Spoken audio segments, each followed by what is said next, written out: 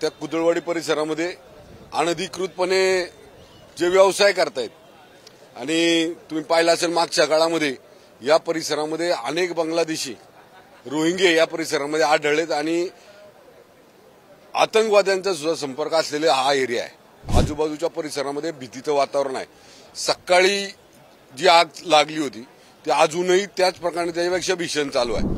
आपण सगळ्यांनी पाहिलं असेल मीडियावर आता पिंपरी चिंचवड शहरामध्ये कुदळवाडीमध्ये एक भीषण आग लागलेली आहे तिथे आणि त्या संदर्भामध्ये मी आता मुख्यमंत्री आदरणीय देवेंद्रजींशी बोललो।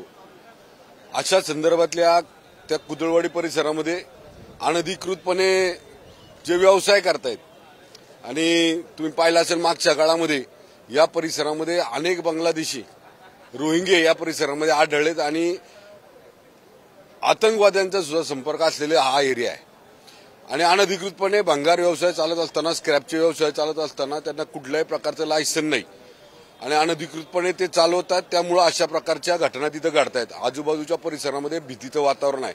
सकाळी जी आग लागली होती ती अजूनही त्याच प्रकारे त्याच्यापेक्षा भीषण चालू आहे। त्यामुळे अशा प्रकारच्या एरियामध्ये कठोर कारवाई करण्यासंदर्भातले आदेश आदरणीय देवेंद्रजींनी या संदर्भातले त्या संबंधित प्रशासनाला आमच्या इथले दिलेले आहेत।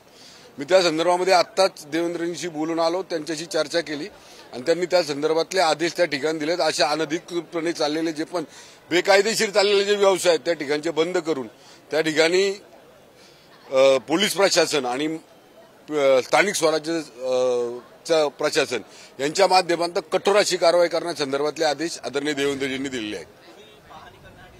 हो, मी आता राज्यपालांचं हे झालं की मी तिकडे निघणार आहे, पण अशा संदर्भामध्ये याच्या मागे वारंवार अशा प्रकारच्या घटना घडल्यात आणि अनेक लोकांचा मृत्यू त्यामध्ये झालेला आहे। आजूबाजूला राहणारे जे पण आमच्या सोसायटीत आहेत नागरिक आहेत त्यांना याचा फार मोठा त्रास होतो।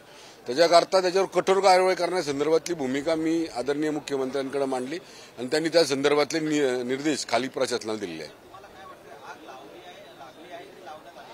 नाही, ही तो एरियाच पूर्ण कुदळवाडी हा एरियाच पूर्ण हा अनधिकृतपणे त्या ठिकाणी स्क्रॅप जाळलं जातं, स्क्रॅप जमा केलं जातं, ते नदीमध्ये टाकलं जातं। अशा प्रकारचे वारंवार केसेस मी मागच्या 5 वर्षामध्ये स्वतः पाहिलेले आहेत। पिंपरी चिंचवड शहरातल्या त्या आजूबाजूच्या परिसरातल्या नागरिकांनाही माहिती आहे। त्यामुळे त्या ठिकाणी कठोर कारवाई करण्यासंदर्भातली भूमिका माझी पहिल्यापासून होती। विशेषतः बांगलादेशी त्या भागामध्ये जास्त राहतात, त्याकरता आमची कठोर कारवाई करण्यासंदर्भातली भूमिका होती।